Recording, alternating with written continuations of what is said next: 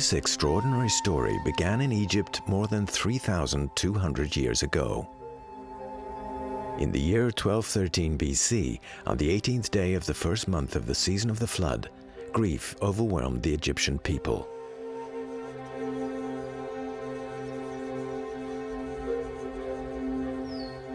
Ramesses II, honored with the title of the Great Son of Egypt, had died at the exceptional age of 92.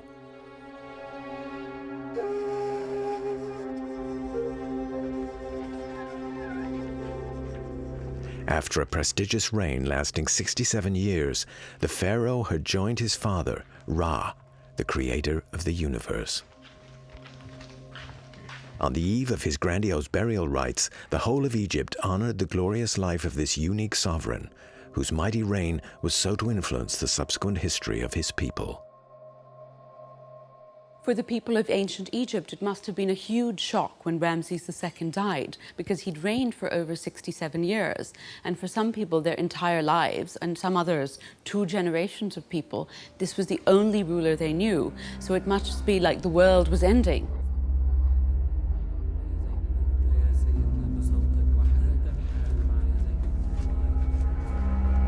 It was here, in the House of Purity and in strict intimacy, that the embalming took place.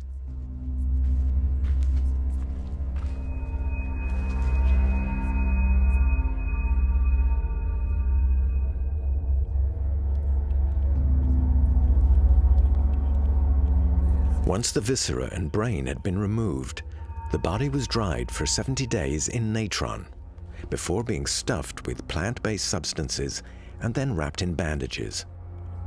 Inside, the priests secured amulets and little rolls of papyrus considered to have magical powers.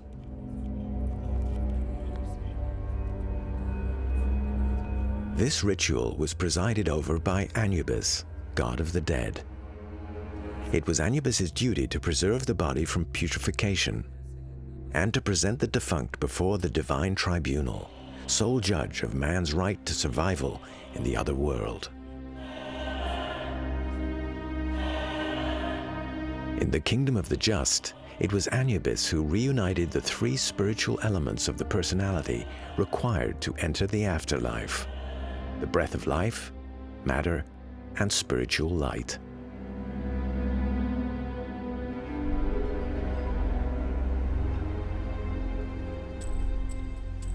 When the funeral preparations were completed, the funeral convoy sailed towards the religious capital of the country, the mystic city of Thebes.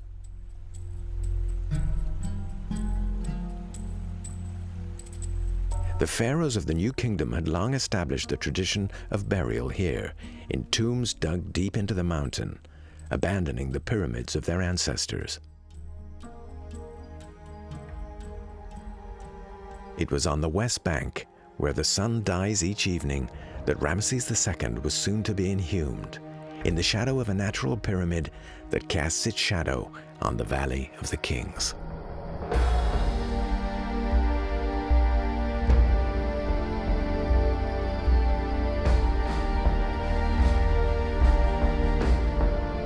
At dawn on the chosen day, the cortege set off once more towards the final resting place of Ramesses II, near that of his father, Seti I.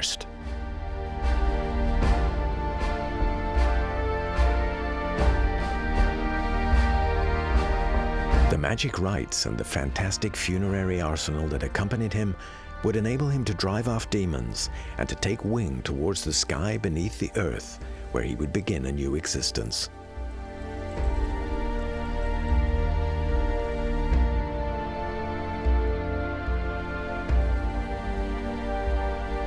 At the end of this corridor is the funeral chamber, where the golden coffin was laid down and surrounded by provisions and personal effects.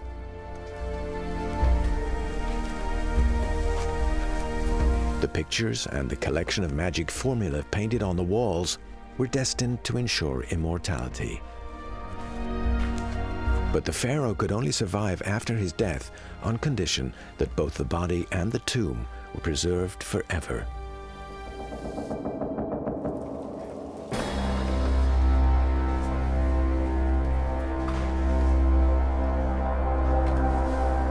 So it was that 3,200 years ago, in the darkness of the burial tomb, Ramesses II's great journey began.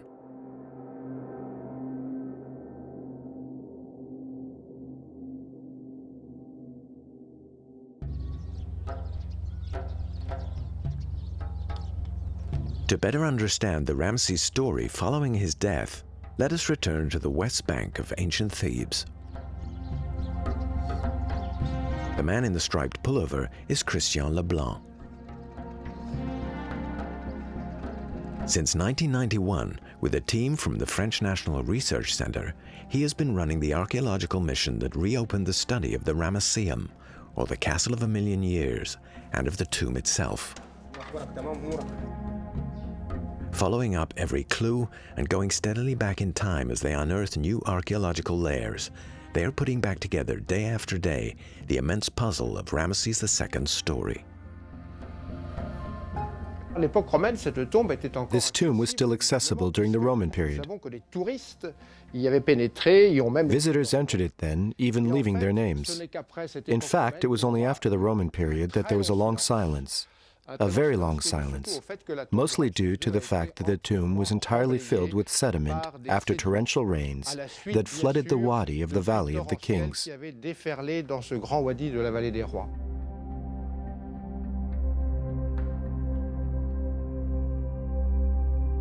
Interest in the tomb only reappeared in the 19th century, after Napoleon Bonaparte's military campaign of 1792.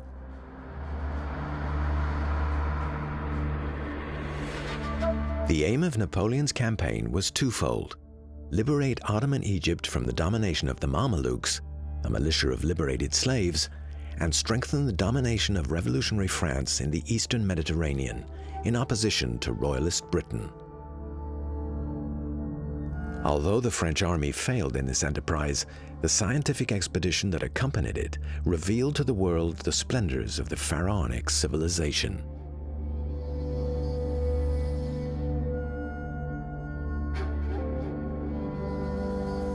The publication of Description of Egypt in 1809, a command of Napoleon I, set off an unprecedented wave of Egyptomania in Europe. It attracted diplomats, financiers, adventurers, antique dealers, and representatives of museums pell-mell to the banks of the Nile in search of a bargain. This scramble for the riches of the pharaohs also led to an archaeological competitivity between the French and the British that was a reflection of their struggle for influence over the Ottoman Viceroy of Egypt, Muhammad Ali. It was in this atmosphere that the tomb of Ramesses II was visited in 1817 by the Consul of Great Britain, Henry Salt. Salt's clear intention was to find the sarcophagus of Ramesses II and its attendant treasure. But a harsh task awaited his workforce, for the corridor was entirely blocked by large deposits of sediment caused by centuries of heavy rain. During his stay in the Valley of the Kings, Salt gradually cleared the tomb to the point at which we find it today. That's to say, about 60 meters of the corridor. But he could go no further in this colossal undertaking, and had to leave it to his successors to continue clearance of the tomb itself, particularly the Franco-Tuscan expedition led by Champollion and Rossellini, which arrived in 1829.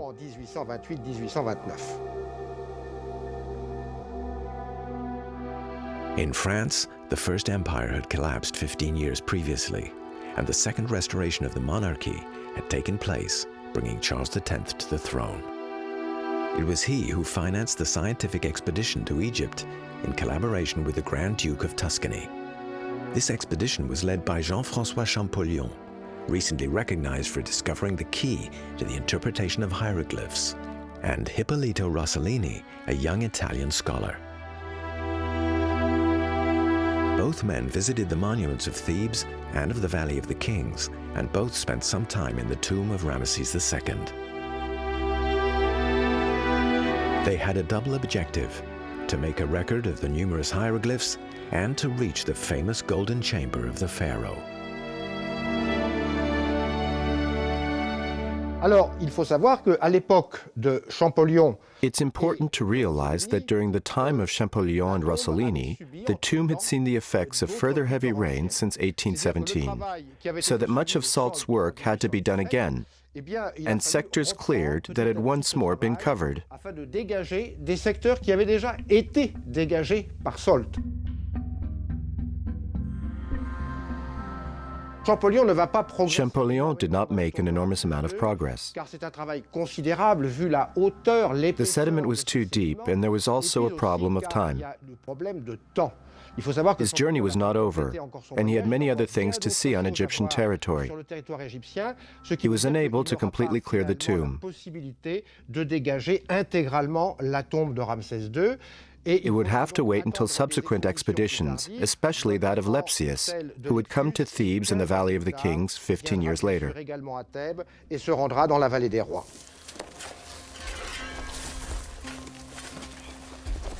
It was the King of Prussia, Frederick William IV, who sent the Egyptologist Carl Richard Lepsius to the land of the pharaohs in 1843.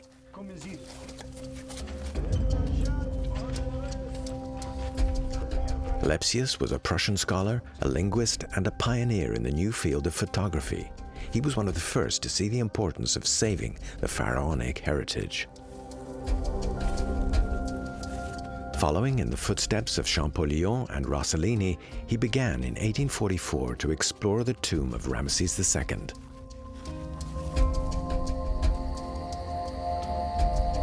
Lepsius set up his base in a house at the foot of the mountain of Thebes and regularly made reports of his progress to the King of Prussia. I began to search the interior of Ramesses II's tomb. It was filled with rubble. Rossellini believed that the tomb had never been completed. I intend to prove the contrary. And if fortune smiles on us, we will find the sarcophagus intact.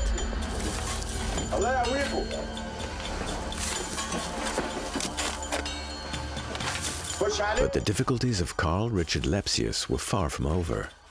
The days passed to the sound of picks and shovels, and the workforce became exhausted in the heat and dust.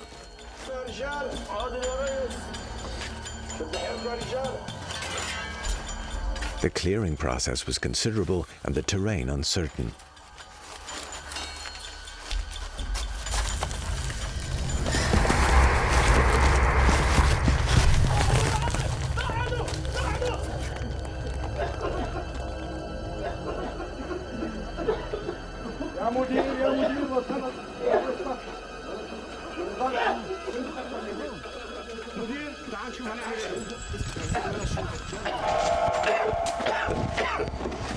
مدير في مشكلة هنا كبيرة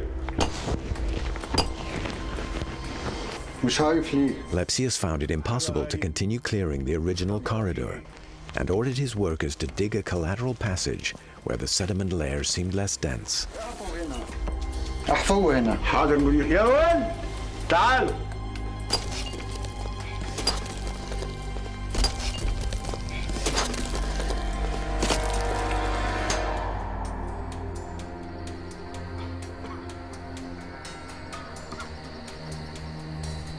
After several weeks of intense labor, I was at last preparing to go into the passage prepared by my workers.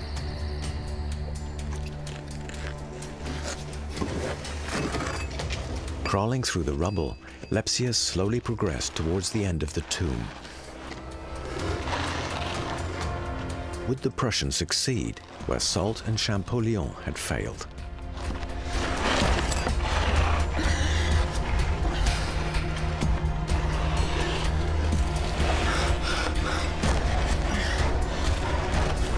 Soon, the archaeologist's tenacity paid off.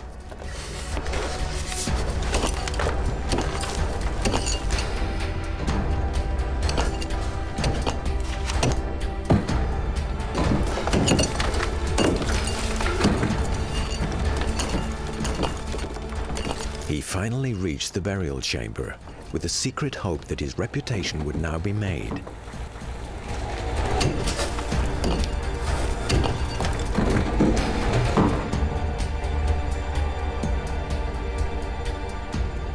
It's clear that the main objective when Lepsius entered the tomb of Ramses II was to establish whether the sarcophagus was still there.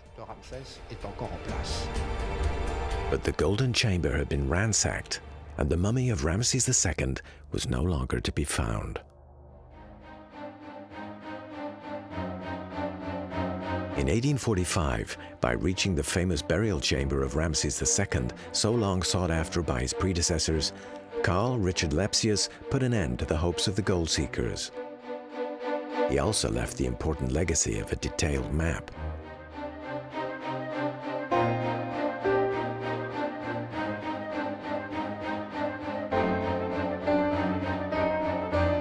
But above all, his discovery had raised a new enigma. What had become of the pharaoh's remains?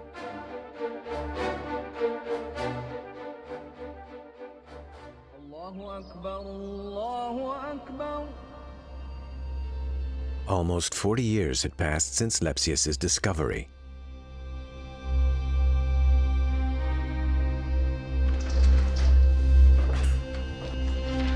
In the spring of 1881, Gaston Maspero left his teaching post at the Collège de France to replace the famous Egyptologist Auguste Mariette as head of France's Egyptian Antiquities Service. Voilà la liste. Maspero noticed that ancient Egyptian antiquities were appearing on the international market, hitherto unknown to the authorities. He undertook to follow the trail that led from the point of transit, Cairo. Et voilà. He put his assistant Émile Bruch, aided by the Egyptian inspector Kamal, in charge of an investigation into the matter. Beau travail. Little did they know that they would be on the trail of Ramses II.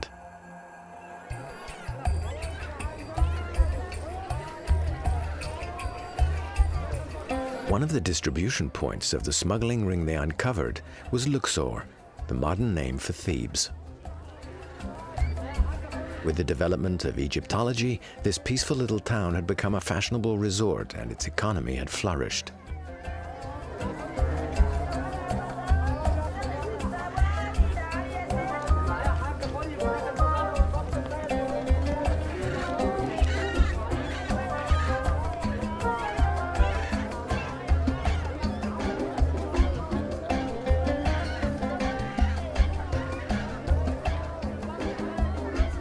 In the heart of the souks, business was brisk, and fruit and vegetables were not the only items on offer.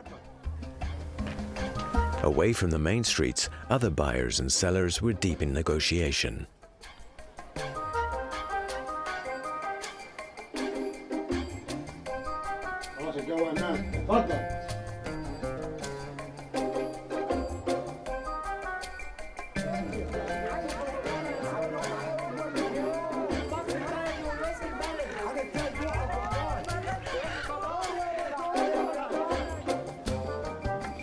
عايز اي خدمه؟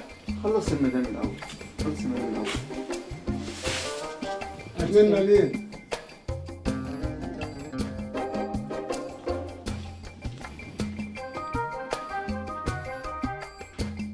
عايز حاجه من هنا؟ في واحد راجل عندك هنا هو أنا شفته. وين هو الراجل ده؟ أنا متأكد إن في عندك راجل. يا ابوي ما حد يكملك ما حد يعرف يحضنوها. بقول لك ايه؟ اتكل على الله يا باي. اتكل على الله يا باي. ما فيش حد دخل هنا. أنا عارف وشايفه بعينيا دولك اللي هياكلهم بالدول. حاجة موجودة؟ أيوة يا بيه وجاهزة من الصبح.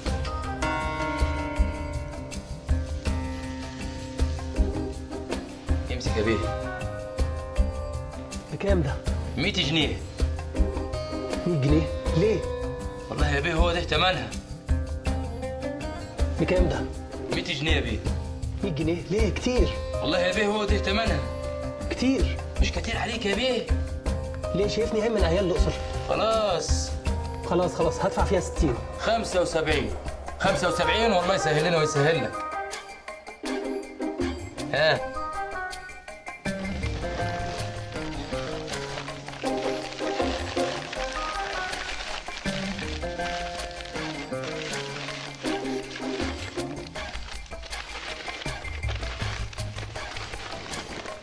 السلام عليكم. سلام يا بيه.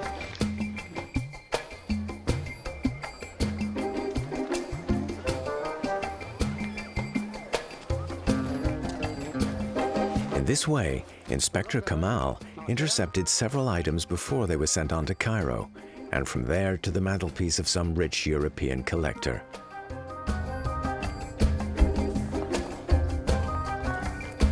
Now it was time to arrest the ringleaders and to discover where their priceless treasure was coming from.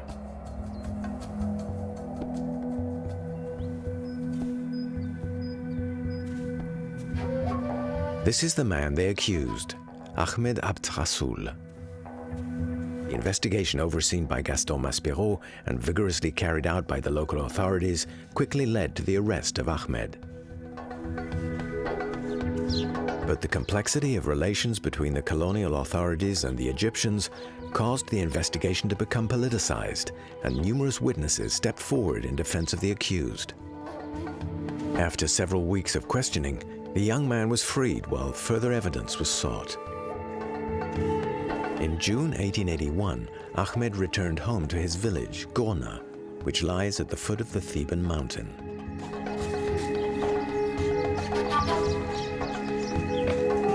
السلام عليكم. أحمد! أمي! الحمد لله على السلامة يا ولدي. الحمد لله على السلامة يا ولدي. يا أم. شهر كتير يا أم. قومي اذبحي يا ولية، قومي. محمد! أحمد عود لنا يا محمد. أحمد، أنت جيت. تعال، أنا عايزك. تعال يا أخوي. أحمد، أخوي. الحمد لله على السلامة يا أخوي. الله يسلمك يا أخوي. قول لي يا أحمد، حد يعرف حاجة؟ لا، مفيش حد عرف حاجة واصل. طب الحمد لله، عفرم عليك يا أحمد. ربنا يخليك يا أخوي. استريح دلوقت وبعدين نتكلم. احمد، كله هيتم على خير إن شاء الله. إن شاء الله.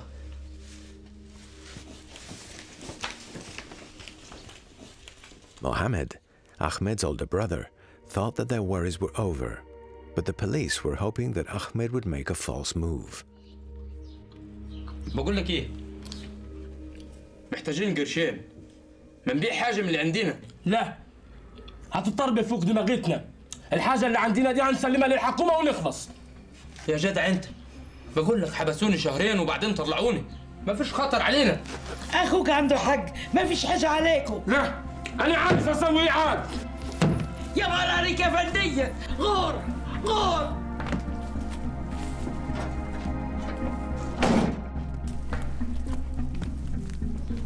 After a month of discussion and argument, Mohammed, realizing that he could not shoulder such a great responsibility, decided that he would go to the authorities. These are his revelations, as recorded by Gaston Maspero. 10 years earlier, Mohammed and Ahmed were tending their flock.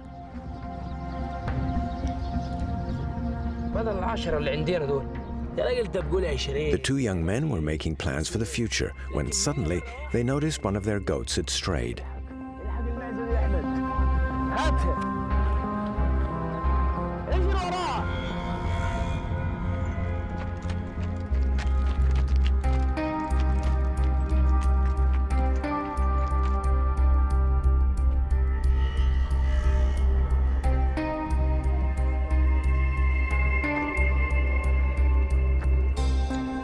The story goes that the goat wandered so high that to find it, Ahmed had to climb to the summit of the mountain that dominates the cirque of Deir el-Bahari.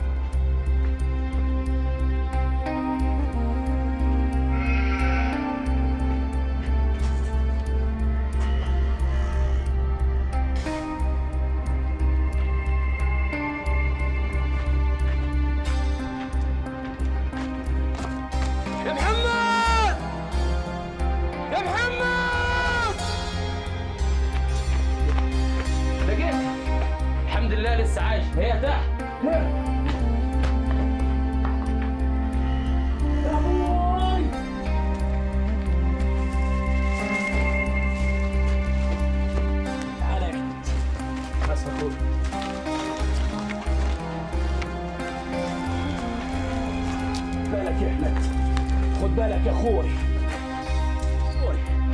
اول ما اوصل تحت ابقى احدف لي الشعله.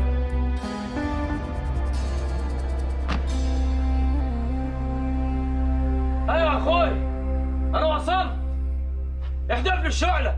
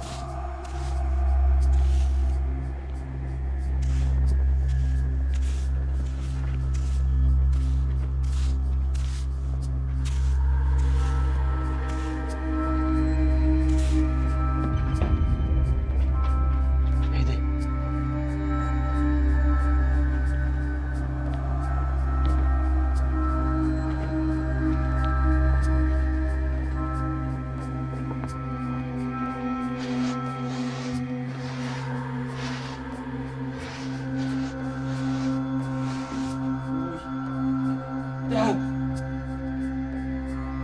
ده دهب.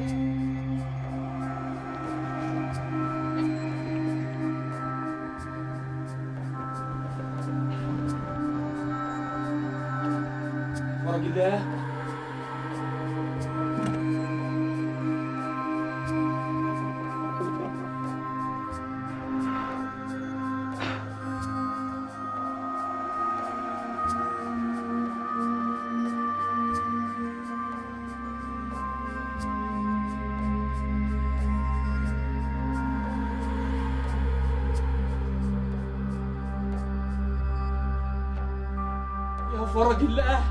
Ahmed Abd al-Rasul felt as though he had stumbled on Ali Baba's cavern. يا محمد! يا محمد! Mohammed's confessions led Brush and Kamal to the fabulous hiding place of Deir el-Bahari. It is hard to imagine their surprise at the discovery of close to 40 royal mummies lying in their sarcophagi and surrounded by their funeral treasure. It was an extraordinary haul that the Abd al-Rasul brothers had ably handled over a period of 10 years, only selling the small pieces. Maspero only visited the site the following year and immediately gave orders for the hiding place to be emptied and its contents to be transported to Cairo. Thus, the royal remains were salvaged from 3,000 years of oblivion, and above all, one of the coffins bore the name of Ramesses II. Mesdames et messieurs, j'ai l'honneur de déclarer la découverte. A few days later, Maspero was ready to officially reveal to the press the discovery at Deir el-Bahari. La découverte exceptionnelle d'une quarantaine de momies datant du Nouvel Empire. 300 ouvriers et 48 heures de labeur énergique et continu. The announcement made the headlines worldwide. Pour terminer l'exhumation.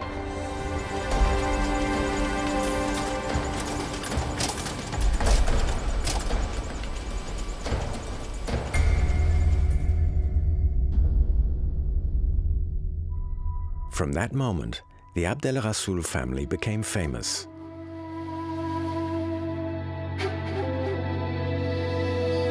It is probable that without them, the remains of Ramesses II and of the other kings of Egypt would never have been discovered. But this great revelation of 1871 at once raised other questions. When, how, and why had the mummies been removed from their original tombs and transported to the Deir el-Bahari hiding place?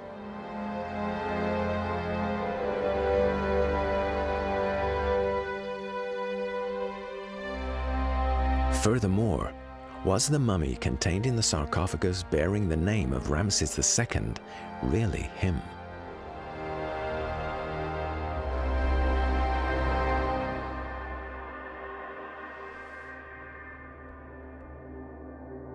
"5 years passed.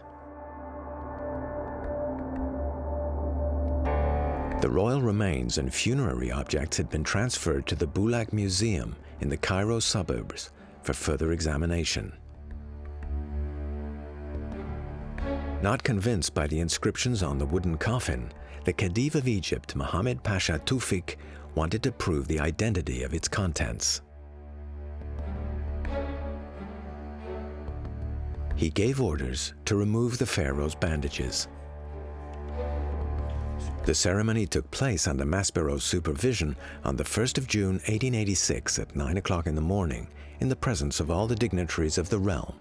Messieurs, le moment est solennel.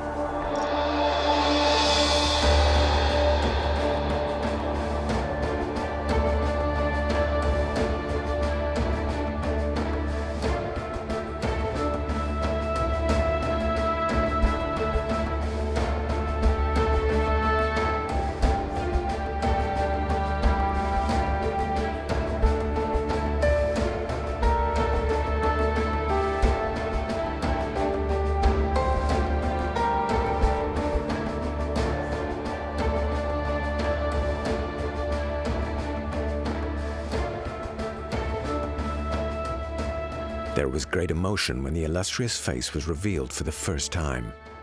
C'est extraordinaire.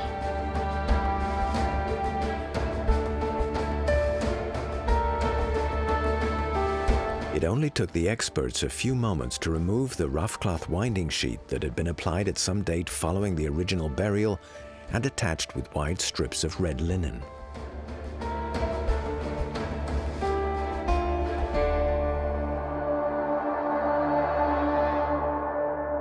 But then, the operation became more delicate.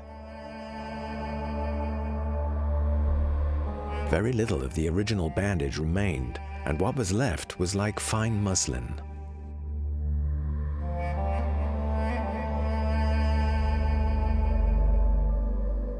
The pharaoh's name was usually written on a cartouche positioned close to the chest.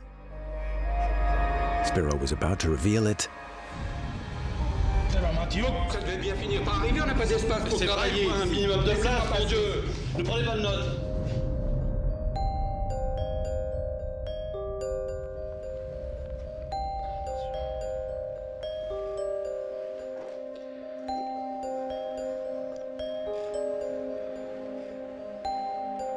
Now that calm had returned, the unbandaging could continue. Soon the cartouche was revealed. It bore the inscription, Uzer Mahatre, Sete Penre. In other words, Ramesses II. The Khedive's doubts were quelled.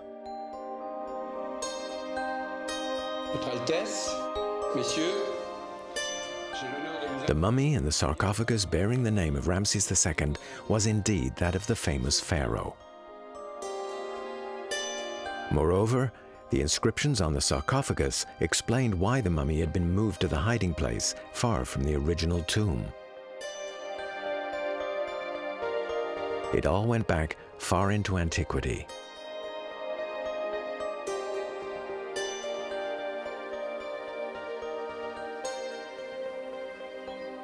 We must go back in time to Thebes 2 centuries after the funeral of Ramesses II. Egypt was in the grip of a serious political, social, and economic crisis, marking the death throes of the Golden Age. In Thebes, the situation had become particularly complicated since the clergy of Ammon had taken over power. Over the years, pillaging of the royal tombs had become more and more commonplace.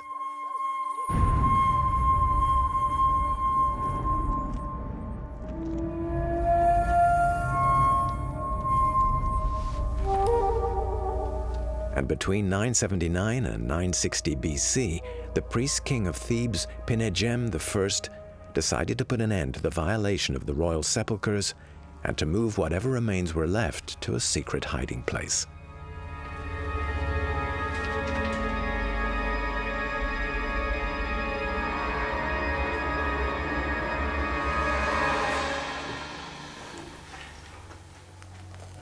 It took 3 nights to secretly move the mummies and all their funerary objects.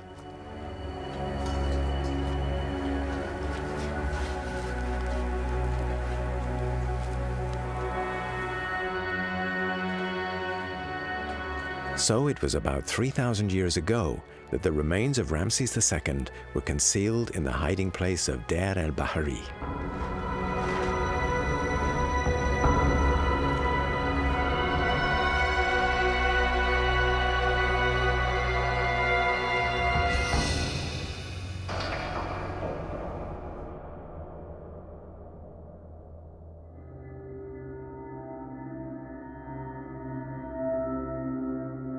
The inscriptions read by Maspero on the new coffin, dating from that event, were, in fact, reports. Le premier de ces procès-verbaux, the first of these reports was written on the lid of the coffin. De ce cercueil, donc sur le couvercle, et il précisera. It explained the transfer of the king's remains from the tomb of his father, Seti I. Celle de son père. Un deuxième procès-verbal va être inscrit. A second report, also on the lid, detailed the transfer of Seti I's remains to the hiding place at Deir el-Bahari, itself an old tomb that had long been pillaged and forgotten, and that had belonged to a certain princess in Hapi. And a third report was found right at the top of the lid, above the head of Ramses II. It explained how the mummy of Ramses had been reinstalled at Deir el-Bahari.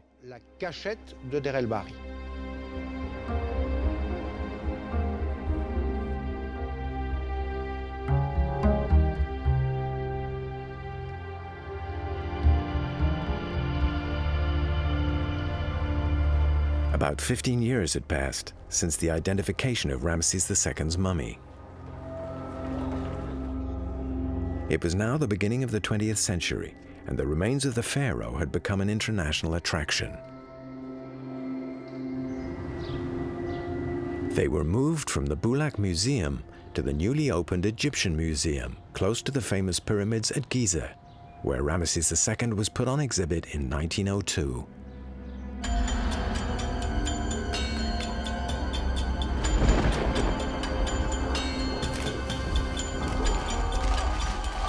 Here it was exposed to the carbon dioxide given off by its many visitors and the damp rising from the floodwaters of the Nile. These conditions were soon to take their toll. In 1907, there took place one of the most surprising episodes in the post-mortem tribulations of Ramses II. It is documented by a traveling French writer, Pierre Loti, who was staying in Cairo at the time. This is the scene witnessed by the attendant of the Room of Royal Mummies.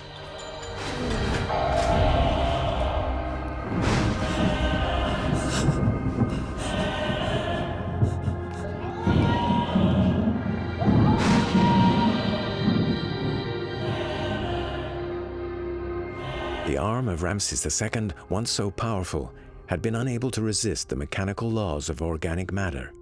And not only the arm, but the whole body had become infested with parasites.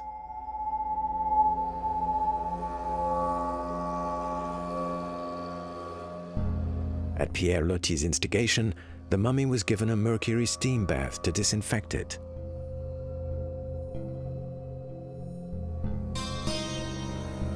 But this was not enough to save Ramses II from his fate. The deplorable conditions of conservation remained unchanged while the state of the mummy continued to deteriorate. At the beginning of the 20th century, the mummy disappeared, and it was only in 1936 that the new director of antiquities, Canon Étienne Trioton, discovered the upright sarcophagus standing in the apartment he had inherited from his predecessor.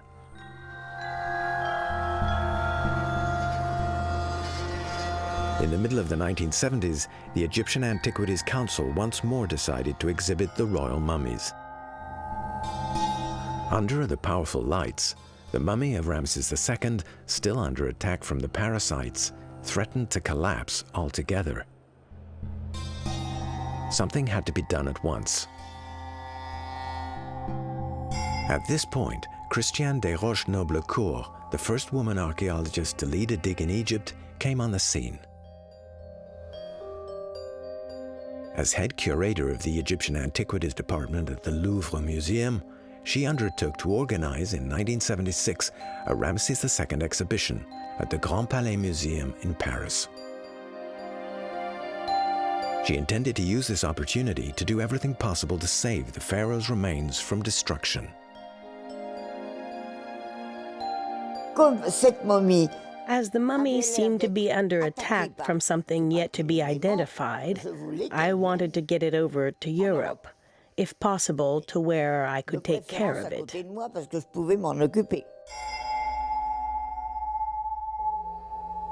Mrs. Desroches-Noblecourt asked me to approach President Sadat and ask for Egyptian consent for the transfer of the mummy to France. He said, certainly not. But as I was quite convinced that we had to try it, I asked him again. And a few days later, when we went to visit the Suez Canal and stopped off at Port Said, I had the idea that we should treat Ramesses II's mummy as if it was the body of a sovereign.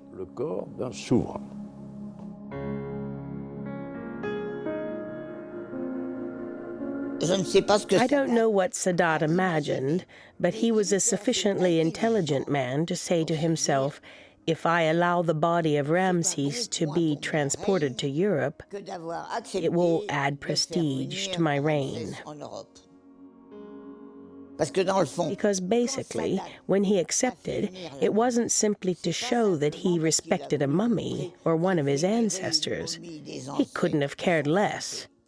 He wanted to make it clear that he respected a great figure of state, a ruler of Egypt, as he was. That was the reason.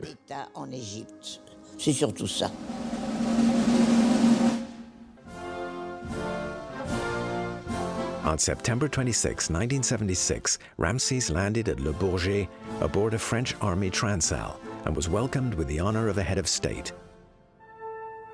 It was an unprecedented protocol.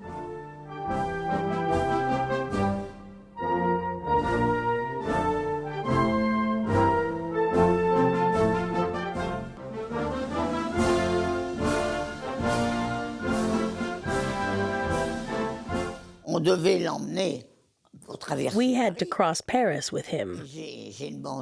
So I asked the members of his suite whether they would like to accompany myself and the king in a drive around the Place de la Concorde. Because just in case they didn't know that the obelisk of Ramses II stands in the middle of it, I wanted to offer this last homage to the mummy, and they all agreed.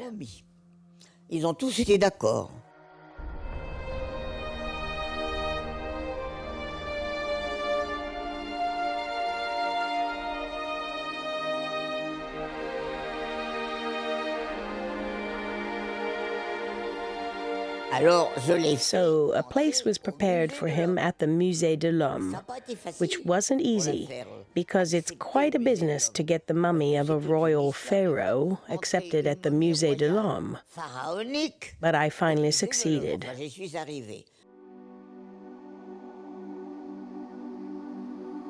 At the Musée de l'Homme, under the direction of Professor Balou, the mummy was handed over to 100 researchers and technicians, who went to work to prevent its further deterioration and to protect its security.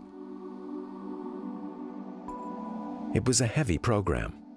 There were several stages to their work during the fragile visitor's stay in Paris: to examine the mummy, to diagnose what was wrong, and to elaborate the most appropriate treatment.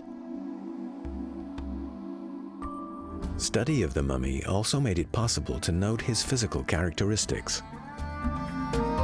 For someone of his time, he was really quite big because the mummy itself measures 1.72 meters. With shrinkage, we can estimate that he was about 1.75 meters tall.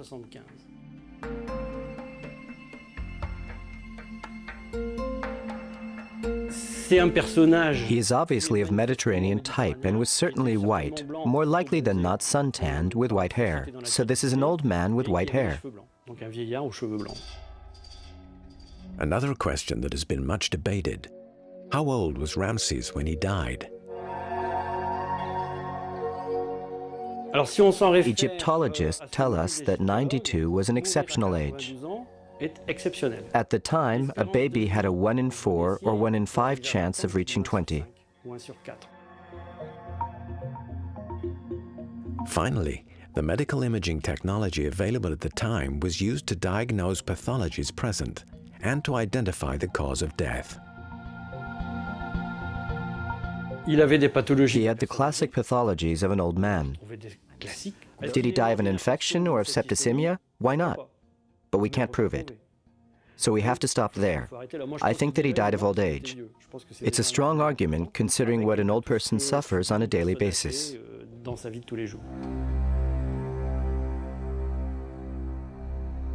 The various studies that were carried out on the mummy allowed us to gather precious information and gave the pharaoh a quite human dimension. However, the principal objective in bringing Ramesses II to Paris was to eliminate the germs that were destroying him. We identified around 60 different fungi. So we had to find a way of destroying these microorganisms which would not damage the rest of the mummy and would allow us to conserve it in a sterile environment. The properties of gamma rays corresponded perfectly to these demands. In order to eliminate all risk, we had to carry out tests and estimate the quantity of radioactivity required before we could start.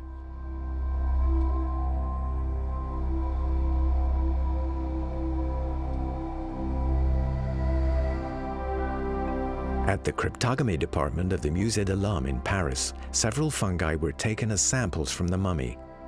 They were then cultivated and prepared in 2 series. One was kept and the other was radiated.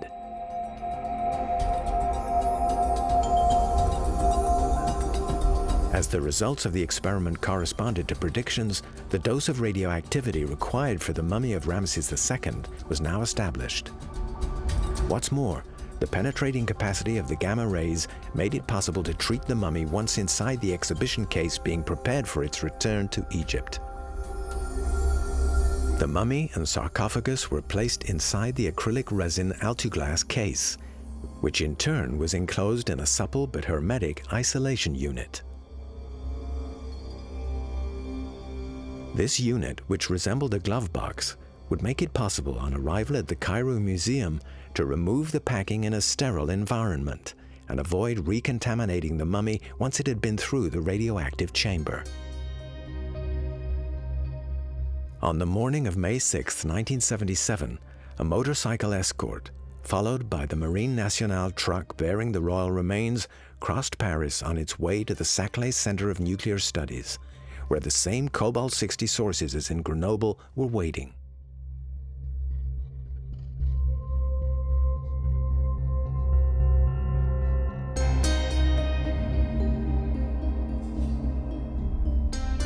On the night of May 6th, the mummy of Ramesses II received the prescribed dose of 1.8 megarad over a period of 12 hours.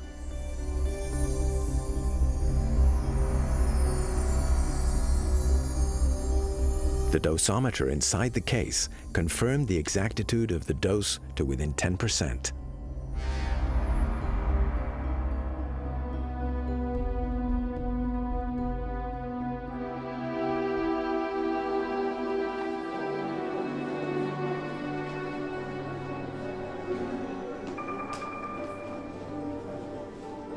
The medical treatment in Paris seems to have been successful. The rapid degradation of the mummy has been stopped. But for how long? Time alone will tell.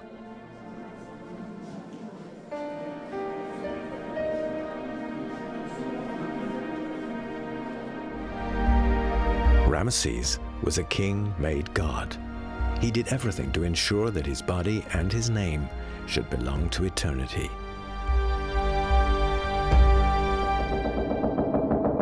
And it's true that his mummy has defied time across the centuries.